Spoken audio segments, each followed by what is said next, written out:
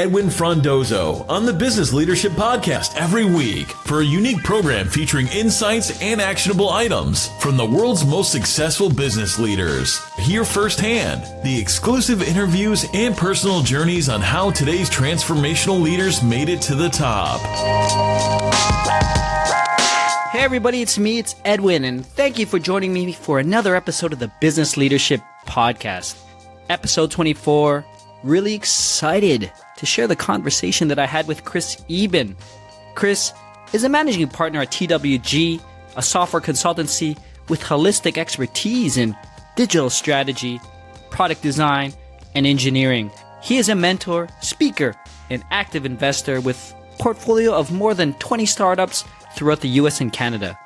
During my time with him, we talk about the time he joined TWG when it was a small company with about 10 employees, his time out in the Valley, how he had an opportunity out in London, UK, and when he looks back at it, how it helped him grow as a leader. Lastly, his excitement of growing TWG past what they even imagined a number of years ago.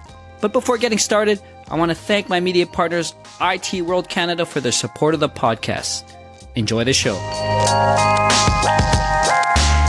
Welcome to the Business Leadership Podcast, Chris. Thanks for having me. Before I get started, why don't you take a minute just to introduce yourself to the listeners. Tell us who you are, what you'd like to do, and really I want to know what you do outside of business and business leadership. Sure. So I'm a managing partner and one of the owners here at TWG, the working group, a company that's now in its 15th year, which is kind of crazy to imagine. And I joined it 6 years ago as the kind of the fourth owner in the company, and we were 10 people when I joined. We've just grown the business to over 100 people. So it's been an exciting growth path since I got here. And before I got here, I was doing a number of different things. Spent my whole career in technology, and I guess we'll get into that. But the other things of note about me are I have 3 daughters, and that dominates the non-business side of my life.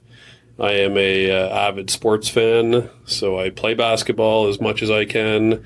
I watch basketball and soccer as much as I can, which is pretty rarely these days, unless my daughters are willing to do it with me. And it's pretty much just managing that balance between work, which is one baby, and family at home, and trying to be present and totally involved in both those things all the time. Yeah, and I'll try to get into that as well. For me, I had my first child, and I love watching basketball, which she just turned 1. I didn't get to watch a lot of basketball this first year, and I'm losing hope. But I may have to get tips from you in the future as well on managing multiple daughters, it sounds.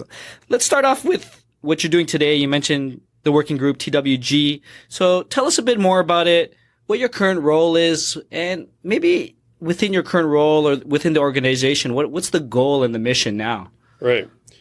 Well, as far as role is concerned, like I said, there's 4 owners, but there's 2 owners, myself and Andreas Aquino, kind of co-run the business. And for the time being, that's the operating model. We don't use CEO level titles. We're both managing partners, and we essentially split the business between. This is always changing to some extent, but I run the outbound side of the business, the sales and marketing side of the business. Andreas runs more production, and we co-manage things like finance, administration, operations, those elements of the business. So it's a nice mix. Andreas and I work really well together, and we're certainly deeply involved in each other's world as well. So it's not that I'm not aware of how production is working, and similarly, he's involved in sales and marketing. And we're evolving that organizational structure as we look, at 100 people today and 200 people in the next few years as we grow and as we work towards those types of aspirations. And we're trying to build a scalable model to do that. The business itself is one where, again, something that we're constantly working on and defining. What is this business? It's, at its core, we build custom software for our clients, but it all comes down to, well, who those clients are and what are those projects? What are we actually doing? Well, we have clients that are range from early stage startups to large enterprises across every different vertical. So we have a massive diversity of work that we're actually doing. Of course, we have a belief that software is, one of the most powerful change mechanisms in the world. Every business needs to incorporate software technology into how they operate, and we believe we're well positioned to help them do that. But we also believe that they need to for them to be successful, for them to achieve their own missions, that they need to be able to gain capability and capacity to do this themselves. So we're not just building software and technology for our clients, we're also teaching them how to do it themselves. And while that might seem kind of counterintuitive or counterproductive in some ways, our belief is if we're doing that to successful businesses and it's actually impactful, then they always have more than they could ever hope to achieve themselves, and they'll keep coming to us. In a perfect world where we're totally successful and they don't need us at all, then they're a great reference for us down the road, with someone else. So, we believe that every company, every organization in the world needs to have that capability, and we're going to help them do that. And that's our mission ultimately.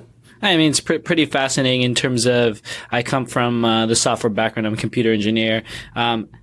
Providing the software solutions, not only as a provider, but teaching, you're almost becoming like a extended CTO or technology company to them, maybe a right arm to them as well. Yeah, is that something what it starts off with? But how about with the big enterprises as well? Is that?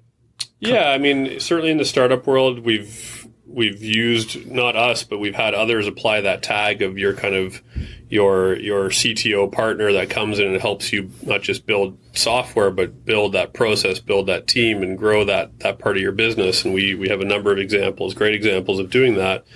In the enterprise world, I think it's kind of microcosms of that, where we're doing that more at departmental levels or in divisions and business units. And there's a lot more, to use kind of popular taglines today, around kind of digital transformation work, where we don't just work with any enterprise. We're working with enterprises that are coming to us because they want to change the way they bring products to market, the way they use software to optimize their businesses. And they don't just necessarily want us to build something. They also want us to teach them how they build that, change their culture for development. It might be the first time they're starting to build their own capacity to do that. So they want different examples of how to do that. I think in that case, we're starting to chip away at the world of the big software technology consultancies like IBM, CGI, Accenture, those types of companies that aren't moving quickly in the same way that these enterprises need to now, given the disruption that's happening in their different verticals. And we're now also at a size and scale where the risk to them in working with us is different. When we were 20 people, it's just too risky. The risk managers in their organizations wouldn't allow them to work with a smaller firm, and now we're reaching that size where they can, and they see results, much more quickly than they would otherwise by working with a company like us. That's pretty interesting to me. Now that enterprises has that trust, when did that happen, or when did you start feeling that, or recognizing this? I mean, you mentioned you do a lot of the outbound, so you're the person, in my eyes, speaking to everyone. So when did that conversation change? Yeah, I think that's been a shift that I've really seen in the last four or 5 years, substantially in the last 2 to 3 years, absolutely, where, a lot of our business was much more in the startup and small business space, where, again, just companies just didn't have that capacity, that capability, and were looking for experts.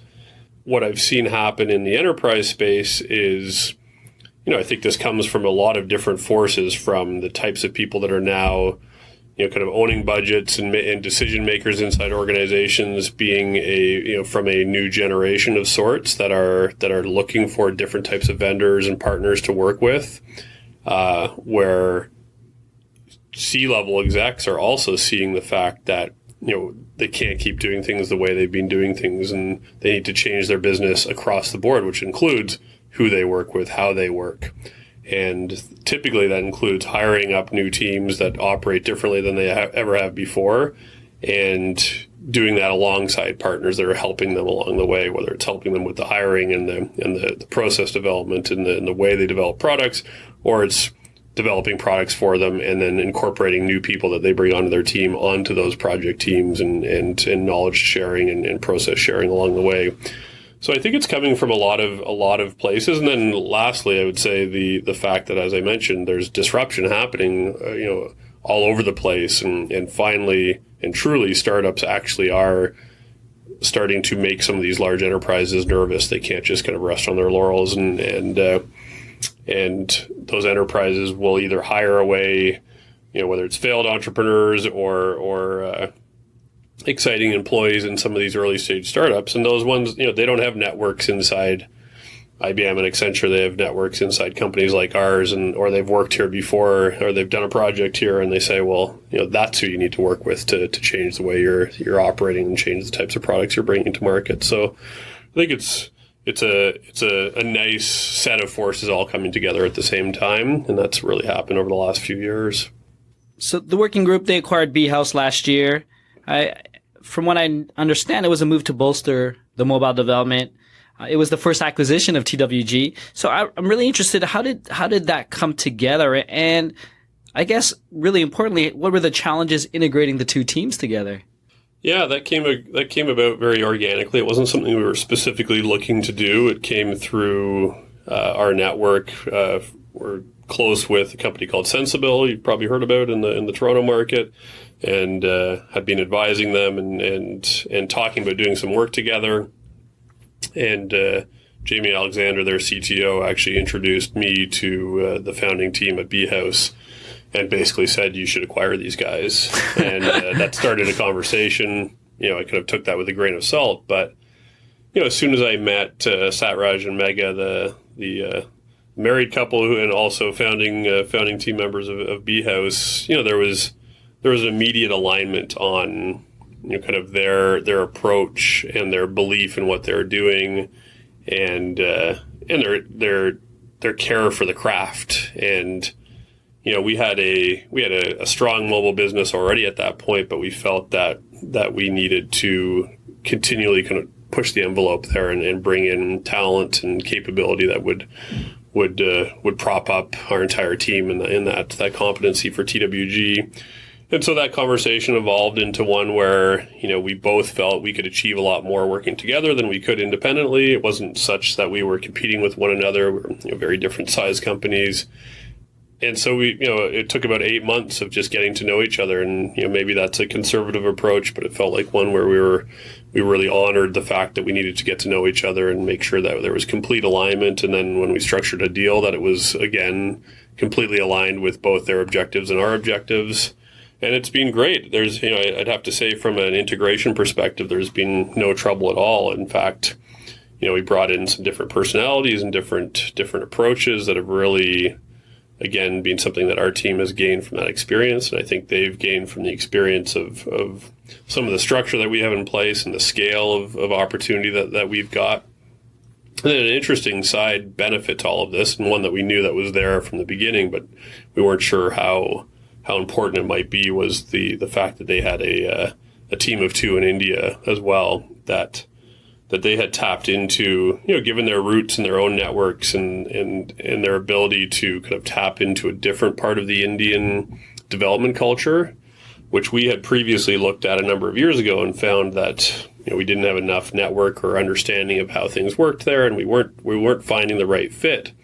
So we kind of walked away from it, and this allowed us to come back to it, and now has given us that kind of confidence to go further and invest more in that market. Not because we're looking for a cheaper offshore development team, but more so because this is a talent game, and if you limit your talent to your kind of local community, then you might be in trouble, because we're competing with some great companies here locally. Thankfully, we've done well in that regard, but we need to expand that and look in other places. And India has a lot of the same features that Toronto actually has. A great education system that is pouring well-trained engineers into the market, and now thankfully with the kind of proliferation of the startup world globally, not everybody from in that market is looking to work just for the kind of Tata and Wipro's of the world and large scale consultancies, but is also looking at kind of exciting new startup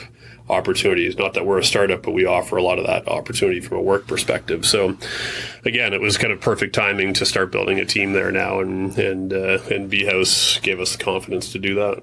When I looked at your career, it looks like you started at Longview Solutions, and it seemed like there were similarities what's happening now and what you did in the past, where the company was growing and you took the opportunity to expand new operations. So tell me some of the challenge that you went through at the time, facing new locations, and what did you bring back to your current role now, and maybe if there's any similarities as well.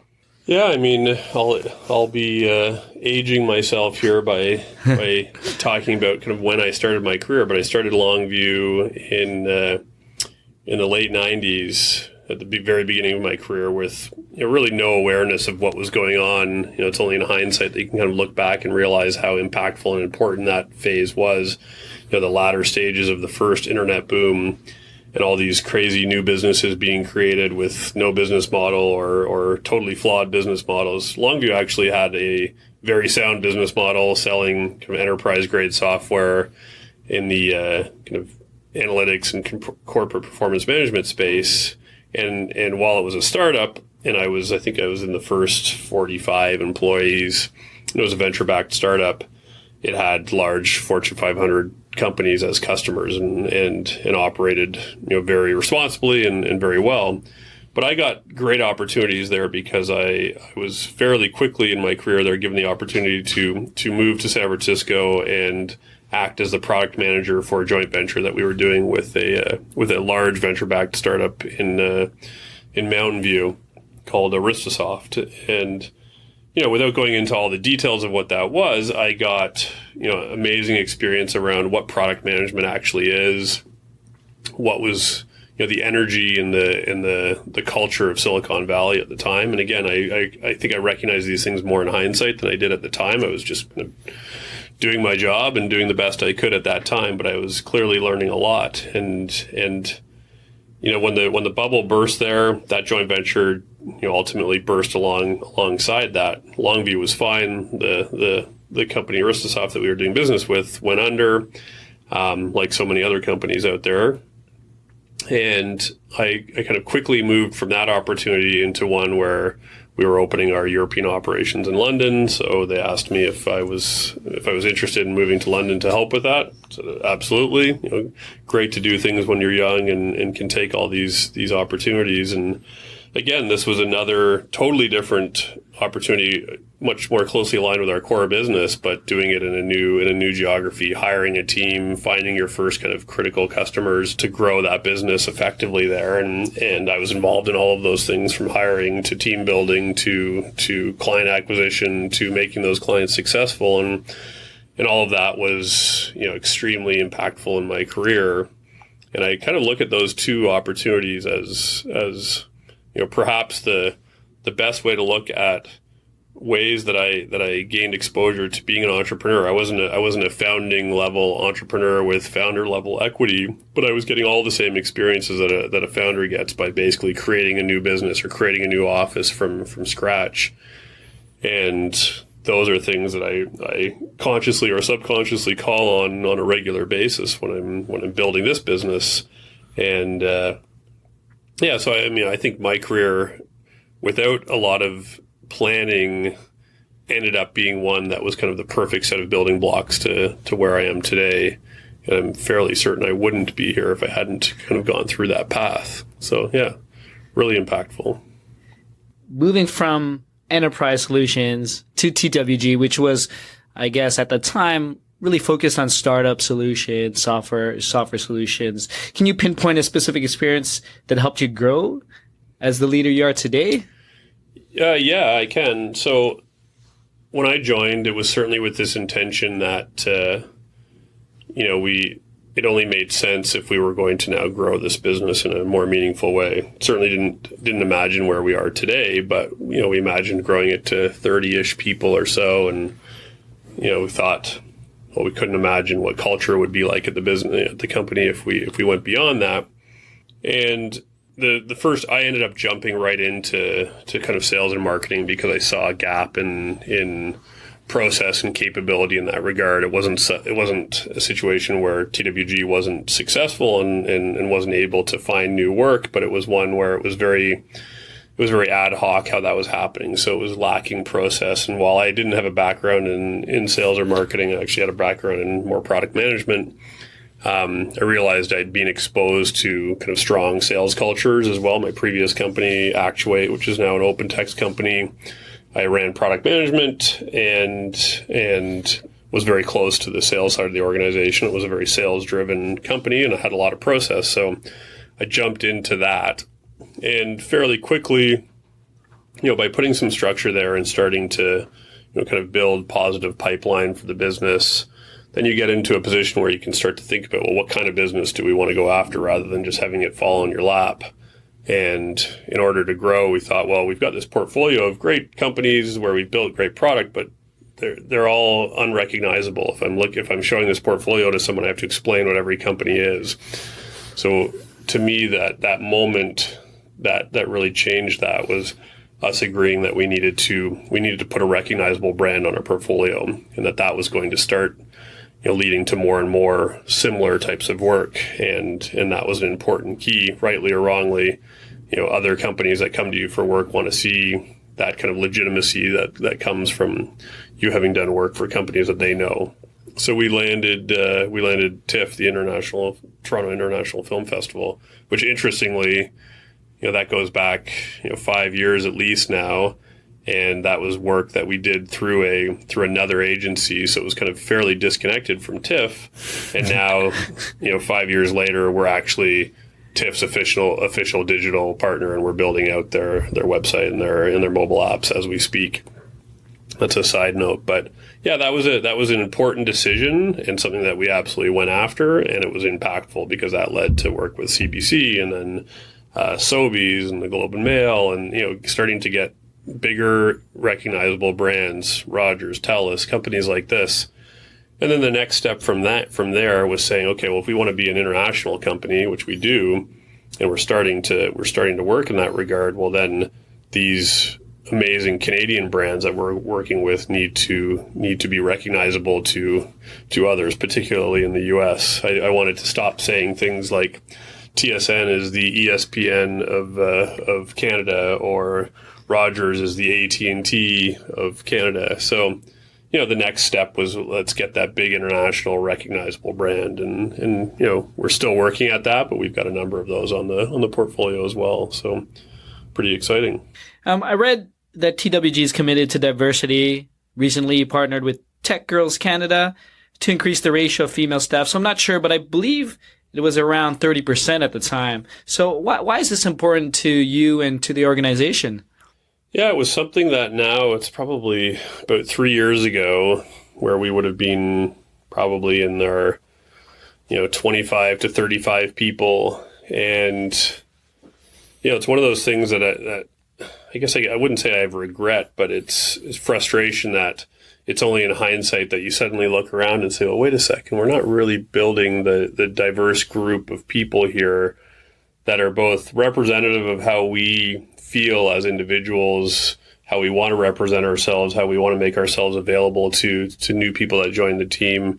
And then also, very, very much tied to the work that we do. We build software for a huge diverse group of different users, and we need a team that represents those users as much as possible. So it was a bit of a feeling of paralysis. We're like, well, what are we doing wrong here? We're not trying to hire more men than women, but we also, we're doing this all for the first time. So we somewhat serendipitously partnered with Tech Girls Canada, where Sadia, who runs the organization, happened to be in our building and met with someone on our team, and we kind of connected those dots and said, well, can you help us? We want to change this.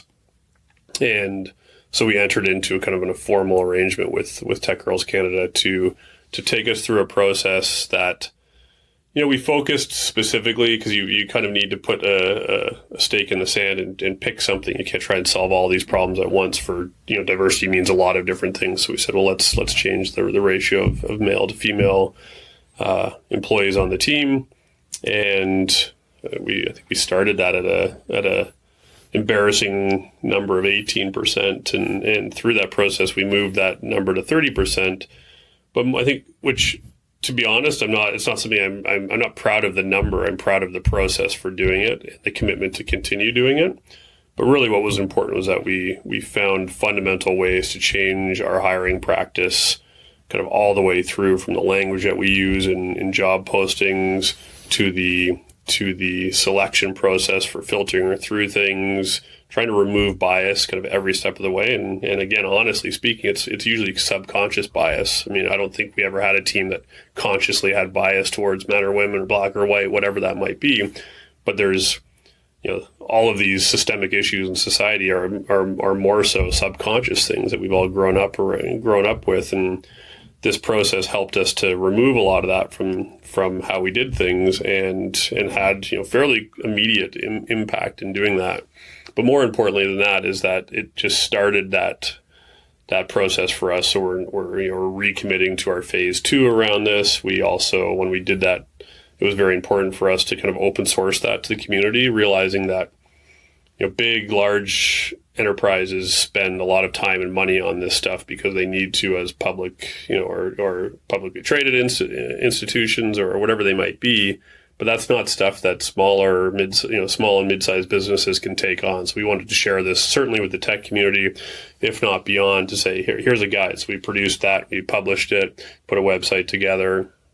That's, I think, been really, really useful and inspiring to see how the rest of the community has grabbed onto that as well. And we're just starting, so we've got a lot more to do in that way. I'm really interested to know, and we mentioned it before, you've grown past 100, and obviously maintaining a culture as you scale to 200 just becomes increasingly more difficult. How do you foresee yourself maintaining this culture that you have today when you double in size or triple in size or wherever you think it may go at this point? Yeah, it's a question we kind of ask and focus on every day. And I think that's maybe step one, is the fact that we talk about it and it's such a high priority in the things that we care about. It's less clear. There's no blueprint for how to do it, but just by thinking about it and prioritizing it, I think that's step one. I mean, I mentioned when I joined, we couldn't imagine growing the company past 30 people, and that was largely due to the culture that, how would we maintain culture? How would we know everybody on the team? And as we grew to 30 and beyond, it only felt that culture was getting stronger in our minds. And I think that, again, came from that commitment and good intention around that. I mean, we don't run this business to make money solely make money. Obviously, that's an important piece of it. But as owners, we could have operated this business quite differently. And we operate this business to create a different kind of company, to feel inspired and joy for coming into work and creating that kind of place for others to come into. I know myself personally, when I joined, that was a big piece of the alignment I felt with the other owners, was that, while I'd had great work experiences, I'd worked very much in this enterprisey kind of world. And I always felt that there had to be, both myself and other people around me, there was kind of two versions of yourself. There was the version that went to work, and then there's the version that at home or with friends. And I was frustrated by that, because I just felt like I needed to bring those things together, because, the closer you can be to yourself, the happier you're going to be at work, where you spend a lot of your time. And so having attitudes like that, and certainly my partners and the other leaders of the company had their own versions of those feelings and stories, and have always just prioritized and committed to those things. So I don't think it's, I worry about it when I think of going from 100 to 200, because things do change. You have to implement more process. You need more structure to do that. But I also feel confident that everyone, from myself and the rest of the leadership team to literally down to every level of the organization, truly believes in the importance of that culture. In fact, probably as the most important piece, both as it relates to who else we bring on the team, what the team looks like, but also our clients. Our clients buy us for our culture, for who we are, not for the lines of code and the pixels that we create for them, but actually for that feeling of collaboration and sharing and knowledge that happens on the teams and on the projects. Wanted to switch gears. I know previous to us meeting today, you mentioned that you read Hard Things About Hard Things by Ben Horowitz. I just want to know if you could share with us one or two things that you took away from it and from that book, and how you're thinking it can improve your business style, your business leadership, or something that you can implement. Yeah, it puts me on the spot because I have to remember the details of the book I read. And I actually listened to that as an audiobook, which is a more challenging way to take it in, but kind of more practical given my day-to-day reality. I would say the things I took away from that are really around the importance of people and relationships and kind of what you bring to those, the kind of the honor, the honesty that you bring to those relationships. And there's a lot of storytelling in that book around, companies that are on the verge of failure and come out of that and the hard decisions that need to be made along the way. But the impact and importance of staying true to yourself and being honest and bringing those kind of characteristics to leadership and how, that kind of wins the day in the end. Including those that you have to let down in those ways of, whether it's layoffs or other ways. If you do that honorably and you stay true to yourself doing that, then I think even those people respect you after the fact, and those relationships are maintained and they carry forward in other ways. So that's probably my biggest takeaway from that book. No surprise. I think the way that I operate is that everything is down to relationships and communication and honesty and openness. And those were all the things that, maybe in a self-serving way, it's the things that I take away from that book and perhaps others, but that's really what I remember most. Oh, perfect. Thanks for sharing. So, sort of related, but also a fun question that I like to ask on the podcast. If I were to ask any of your team, what's the best leadership quality you possess, what do you think they would say? I think I've two challenges around this now. One is at the current size, I don't always get the opportunity to show this and share this, but I think for those that I do, and I do my best to do it across the entire team, it is that kind of genuine, honest, approachable nature. I don't like hierarchies. I understand the need for them and, the structure that needs to be there, but I don't look at myself as superior in any way to the people that I work with. So I want that relationship to be a kind of a two-way relationship, and one that is open. Make yourself vulnerable to those around you, and on all sorts of different levels. And being a leader does not mean having all the answers. It means being willing to work your best to kind of find solutions to the problems in front of you, and to build confidence in that regard. And so I approach leadership with modesty and an openness to hearing the ideas of all those people that I'm working with. So I think that's what I try to impart, and I think that's what people see in me as well. Perfect. So what's next, Chris? What for you? Where do you see yourself going, or building, or growing with the company, or personally? Certainly with the company, I feel like we're just hitting our stride now. We're really building things in such a way that we have scale in mind. How do you go from 100 to 200 people? How do you go from 200 to 1,000 people? Putting structures in place to do that, finding the right type of work to do that, training our team, giving them opportunities. I think that's a key thing. A lot of people have asked over the years, well, what's the reason for growth? You're just growing to make more money? Well, that doesn't always go hand in hand. It's actually, we want to have impact in the work that we do, and we want to create this amazing place to work for our employees and for our clients to come to. And if we want that to continue, then our employees need to have interesting opportunities in front of them as well. That means their careers need to grow, which means, frankly, you need more people and more complexity to the organization for them to have those opportunities. If you ran a 30-person operation forever, then a good portion of those people would ultimately get bored and move on, where they could have some kind of upward trajectory in what they're doing. So that's a big reason for that, and I think that's what we're continuing to do. So it's, in some ways it's boring. It's kind of more of the same, but it's also the most exciting part of the job from my perspective. So outside of work, it's even more boring than that. I think it's kind of being there for my family, finding that balance in my life. I'm very energized by work. Sometimes I have to catch myself wanting to work too much, but I'm also energized by my family and want to be around them, and certainly want to be a father that is very deeply involved in my kids' lives. And I want to keep doing that. I want to kind of age gracefully into that place where I'm satisfied and the people around me are satisfied, and I'm kind of creating a great environment all around for those that I care about in my life. No, that's perfect. I like that. And it sounds like you know exactly where you're going, and you have a plan in place as well. But having a blast, Chris. It's been great. I learned so much, and I'm sure we shared a lot of facts. But before we end, I'd love for you to perhaps share some final thoughts, maybe some actionable recommendations that you could share with any future leaders, business leaders, technology leaders who are looking to grow their career.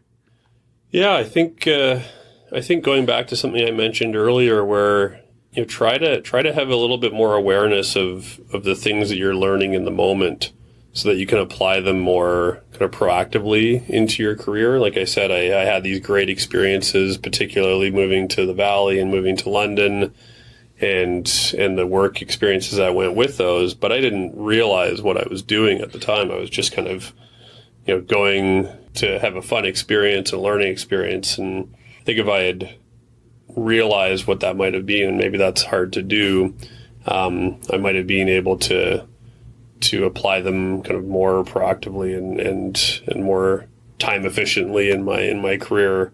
I don't have regrets about it, but I think, again, just being self-aware is a key aspect. I've certainly become a lot more self-aware as I've gotten older, and not sure how self-aware I was at that time. So I don't believe in having strong plans. I think you need to let life happen as well. But self-awareness is absolutely key. And even when I look at building a business of any type, understanding your own flaws, what you need to learn, being modest and open to what other people have to say, regardless of their age, their experience, their position, any of those things. That's all part of that kind of world of self-awareness and openness. And I think that's something that people forget about or don't focus on because it takes time and it's hard to do sometimes, but something that everybody should value and spend time on. Appreciate that. But to close, Chris, please tell us where we could find more information about you, the working group, or anything that you have up your sleeve. Sure. I mean, I think I'm on all the regular places, twg.io for anything about TWG. I'm on LinkedIn, Chris Eben, on Facebook, on Twitter. Not much on Instagram these days. And I'd like to think that you can find most of the good stuff about me via TWG. Awesome. Well, thanks again for joining me on the Business Leadership Podcast. Thank you. Thanks for having me. That's it, folks. Thank you for listening to another episode of the Business Leadership Podcast. Really enjoyed sitting down with Chris. He has a wealth of knowledge when it comes to technology, product management, marketing, and now even leadership. And listening to him talk about being more self-aware about the things that you are currently working on and how it could affect what you're doing today and in the future. It's a topic that comes up quite a bit on the podcast about self-awareness and understanding your strengths and weaknesses. If you're interested in learning more about Chris, TWG, or any other organizations that he is part of, please go to thebusinessleadership.com/024. I would love to hear from you, so feel free to reach out directly via email to edwin@thebusinessleadership.com. And if you haven't done so yet, please subscribe on iTunes, Google Play, or wherever you listen to the podcast. Thank you again. Until next time, Edwin signing off. Thank you for listening to the Business Leadership Podcast at thebusinessleadership.com.